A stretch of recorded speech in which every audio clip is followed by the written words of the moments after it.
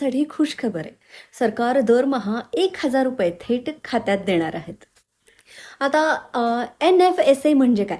तर राष्ट्रीय अन्न सुरक्षा अधिनियम म्हणजेच गरीब कुटुंबांना अन्नधान्य आणि आता त्यांना आर्थिक मदत होणार आहे. आता BPL कार्ड म्हणजे काय नक्की? तर ज्या कुटुंबांचं उत्पन्न कमी आहे त्यांना BPL कार्ड मिळतं आणि त्याच्यावरती त्यांना स्वस्त धान्य मिळतं आणि आता त्याच्यामध्ये 1,000 रुपये देखील ॲड होणार आहेत.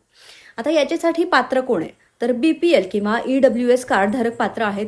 तसेच नाव NFSA यादीमध्ये असणं आवश्यक आहे आणि ज्यांचं बँक खातं आधारशी लिंक आहे ते पात्र आहेत. आता याचा अर्ज कसा करायचा?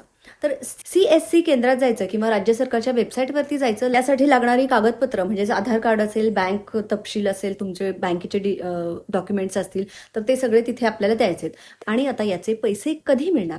अर्ज झाल्यानंतर दर महिन्याला 1,000 रुपये तुमच्या खात्यात जमा होणार आहेत.